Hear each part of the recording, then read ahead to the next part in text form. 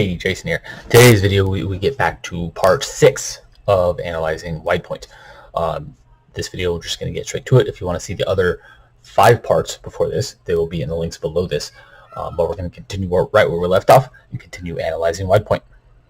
Before we get to that, though, I wanted to let you know you can get this series as a podcast anywhere in the world for free on all major podcasting platforms: Stitcher, Anchor, SoundCloud, Spotify, iTunes, and more. You can get this part of the I Love Value Investing podcast anywhere in the world for free. And if you like this video here on YouTube and our other videos, make sure to subscribe and hit the notification bell so you're notified every time we release a video, and release videos all the time. Good. So last time we left off here, where we found a potentially massive red flag. And not necessarily a massive red flag as in this is a potentially like fraudulent company, but a potentially massive red flag in terms of substantially lower revenues, operating profits, cash flows, those kind of things. That's why this was a massive red flag. But we're going to continue the analysis to see what else we find. This, again, is largely this massive increase from 2019 to 2020, largely due to the census contract that we talked about last time. Again, they're losing that census contract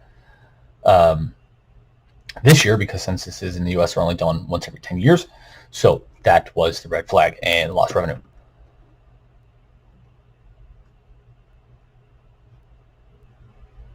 Costs rose substantially because of that as well. We likely had to hire more people. Yes, billable service fee contracts, inventory costs, blah, blah, blah, blah, blah. If you haven't seen the other videos on Widepoint, I read these word for word when I do them myself, but for these purposes and not boring you to death, I am going to kind of scan things to show you potential red flags, show you how to read financial statements better, faster, more efficiently, find red flags, find potential hidden assets. And again, you can get those other Widepoint videos below this in the description for free.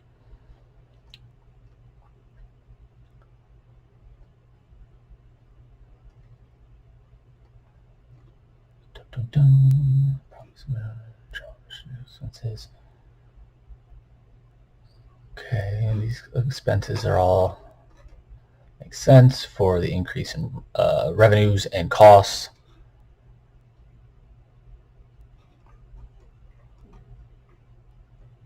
Provision for income taxes.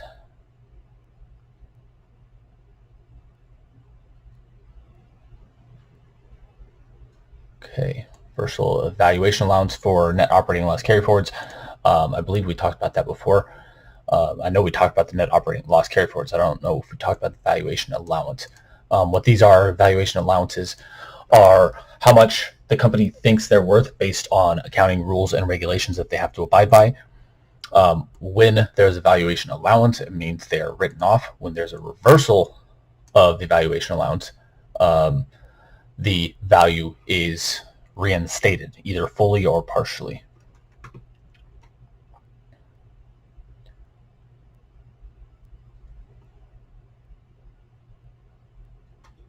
Massive increase in net income from $10.3 million to $200,000 in 2019. Due to, in large part, according to them, the census project.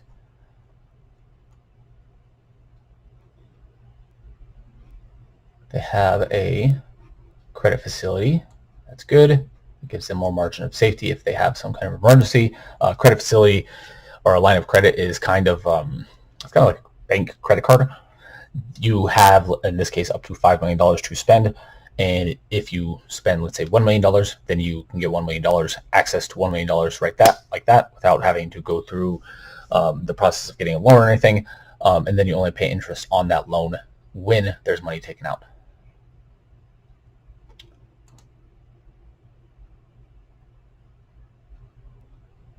This, again, I believe we talked about this before in one of the other videos, $24 million in common stock they can sell. That would dilute shareholders if they have to issue that, because as of right now, their market cap keeps fluctuating as we make these videos. But it is, I'm checking my phone. It is $52 million, so that would dilute shareholders by almost half. And that would be a massive issue if they did that. Again, that is a potential risk. And just in case I didn't put this in here, I'll put that in here as a potential risk of share. And again, if you didn't watch the other videos, what we're doing over here on the left side of the screen is this is the exact process I would go through anytime I evaluate a stock, finding risks, finding potential risks, highlighting things, noting things, and doing all that. This, again, we're at 8 pages of notes now. And these are exact things I would look for and make note of when I'm doing this analysis myself. The reason I'm showing you this is, again, what I said at the beginning, to help you figure out how to, or to help you learn how to read and evaluate financial statements better and faster.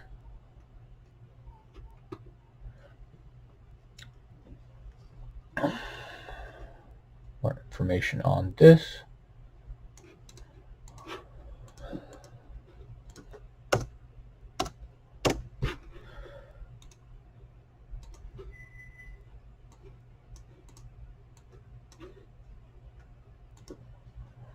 Need page number in here.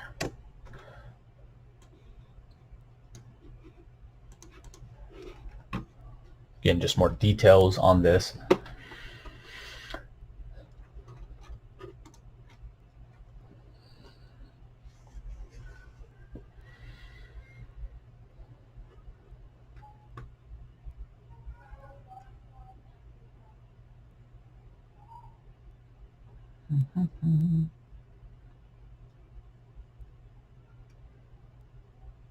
This is something to note. Again, I'm not going to note this. If you missed the other videos, something I've talked about quite a lot is my dad was in the Air Force growing up. So I have a lot of knowledge, not necessarily of the interworkings of these kind of agreements, but I do know that there's a lot of bureaucracy involved with federal government and Department of Defense contracts. So this, again, if you don't know this, this would be something to note. But in the things of note section, for me, this is just kind of something that I know from my years kind of understanding this kind of stuff.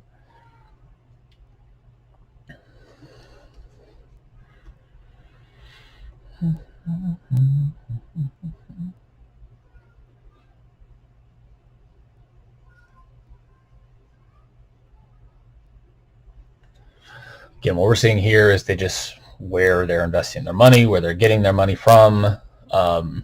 This is pretty much straightforward stuff, although they do go into some detail on specific projects that they're working on to upgrade hardware and software. Not super important. In these cases, some of these, again, if these were worth more money or they were longer term or they had other issues, I don't see any red flags or anything major of note in any of this.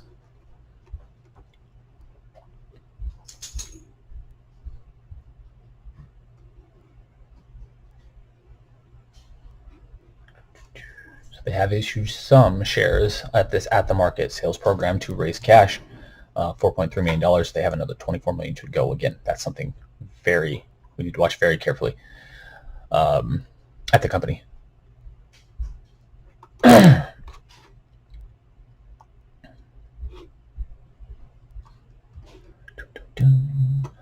Exchange rate, not a huge deal for a small company usually. Yeah, $155,000. Okay, this is usually important. Credit facilities and other commitments. There were no outstanding borrowings currently on the credit facility, so that means they don't have to pay any interest on it.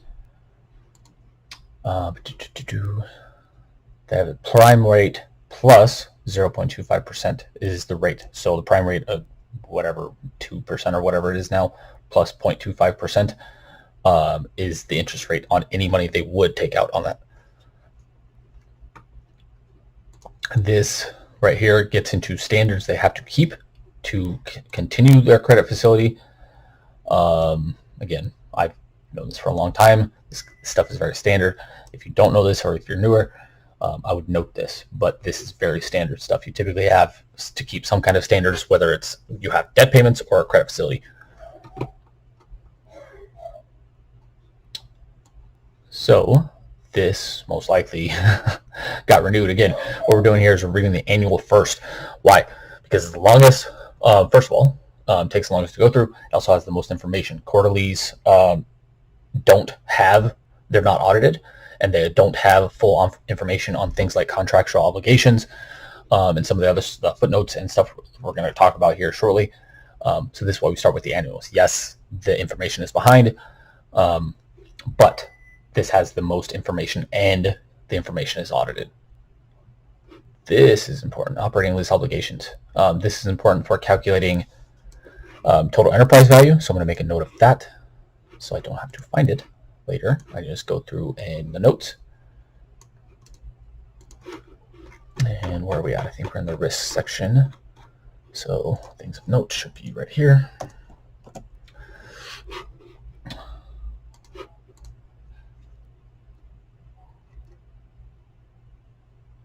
And I'm not going to go through the whole total enterprise value calculation right now. That takes a little bit of time to do.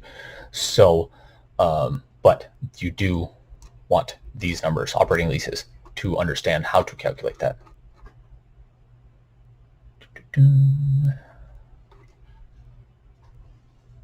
Okay, this, again, like the risk sections above, pretty much straightforward stuff, talking about controls and what they do to find things and find problems and keep them from happening. These pretty much are always very similar. In this case, it's probably going to be slightly different because they're a government contractor, but there's usually not any major red flags in here if the wording is relatively similar. If they say their internal controls are not sufficient and they either have issues or they expect issues or they're finding issues, and again, usually that only happens after the issues are found years later, when you see something like that, then that's a red flag. You need to figure out what's going on.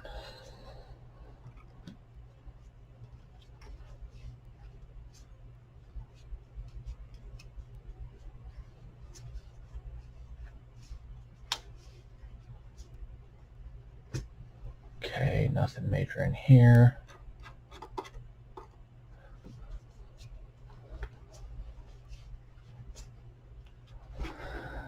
Directors, executive officer, corporate governance, pay, all that's in the proxy report, which we will read at some point after we finish up the annual report. This does get into some basics, but the full details are in the proxies.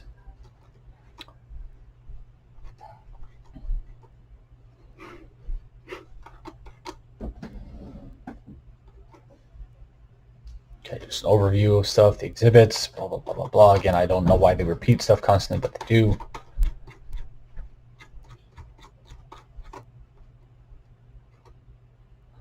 Signatures.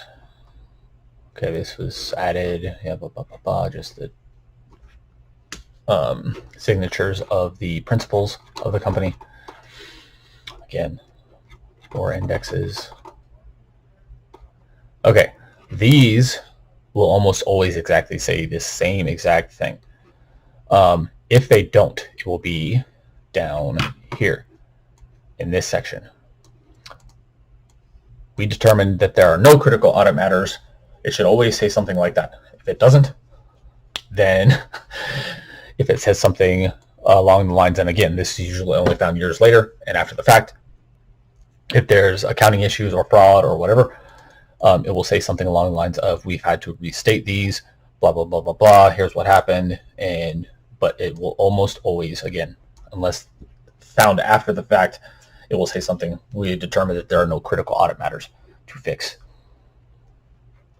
Say something along those lines.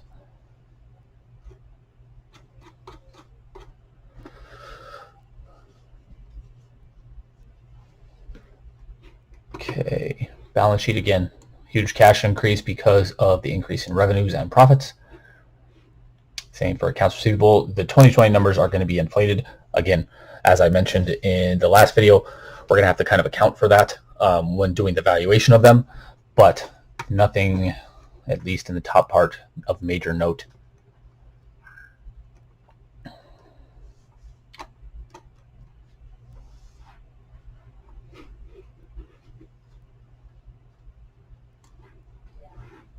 This is interesting. Operating lease right of use asset. I want to know exactly what that is, and that we'll figure out down below in the footnotes most likely. Goodwill. I don't care about goodwill. If you've seen my videos, my stock analysis videos, I don't like goodwill. I'm not going to get into that here today. For tax assets, this again, net operating loss carryforwards here is what these are. Sorry, that's my dog. This dog is COPD because he's old. Okay, accounts payable again. Huge rise because of the census and that project. Operating lease liabilities, almost the same as operating lease assets. Again, I want to know what those are. I don't see any major red flags, anything to note down here, except for this. Accumulated deficit. Most people don't pay attention to this number, but this number can be very important. The way I look at this is when it's positive, it's called shareholders' equity, or retained earnings. Sorry, I was looking at the wrong thing. Retained earnings, when it's positive. When it's negative, it's called accumulated deficit. What this measures is the entire cumulative profits or losses the company has had over the entire life of the company since it's been a public company. In this case, the entire company since it's been a public company has lost almost $60 million. It's decreased by about $10, $11 million. Again, apologize about my dog. By about $10, $11 million because they earned a large profit last year because of the huge increase in the census.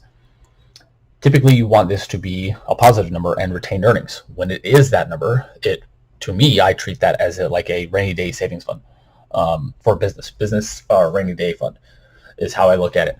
Why? Because that means those are profits they've used, or hopefully used, well, to reinvest in the company. When this is negative, it's in my estimation, most of the time, a drag on the company's valuation. Not necessarily like I would subtract $59 million from this company's valuation, because I wouldn't.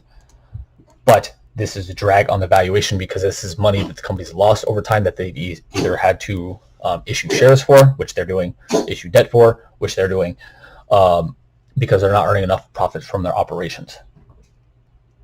And again, if they were doing that, that would add value to the company because they could keep doing what they want to be doing and operating well. Okay, again, huge bump in the revenues. I've already talked about several times.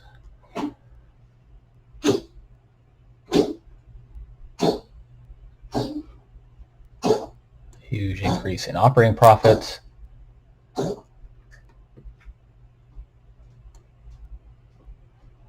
So we already talked a little bit about the net operating loss carryforwards. Here's an illustration of that before the benefit, which is about $7.4 million. They earned net income of $2.9 million. That means their final net income was a positive $10.3 million. This is how powerful net operating loss carryforwards can be. They can be enormously powerful because essentially that added, $7.4 million almost in net income to the company's bottom line. This is also an illustration of why I don't use net income and why instead I use operating income, because it shows the more realistic operational value of the company. But this does add, the net operating loss carryforwards do add real world value to the company's valuation because it's money they don't have to pay taxes on.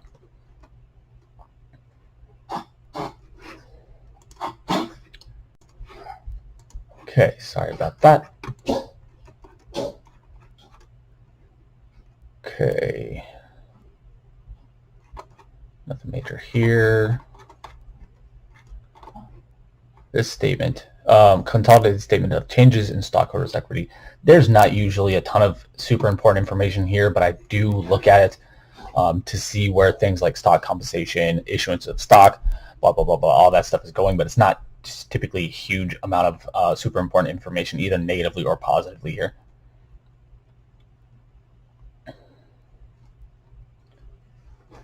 This is interesting though. Reverse split adjustment. So they did a reverse stock split at some point, which again I think we talked about at some point in one of the other videos.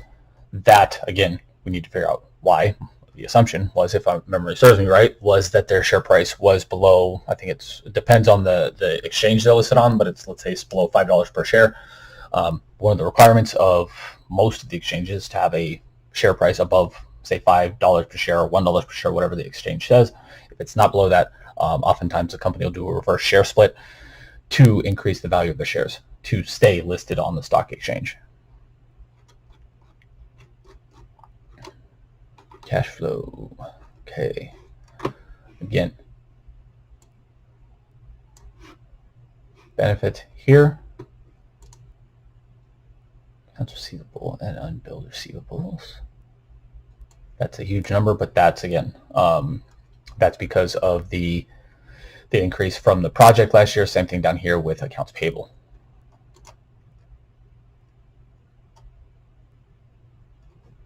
But again, this illustrates not only the net operating loss carry forwards, how they affect the company's income statement, cash flow statement, but also how much giant revenue increases affect literally everything with the company, which is what I talked about at the end of the last video. And in this case, going to 2021, huge revenue decreases will likely affect the company in a negative way as well. There's the issuance of stock. They got about $4.4 million from issuing stock. Again, we've already talked about a lot of this, so not a ton of super important information here.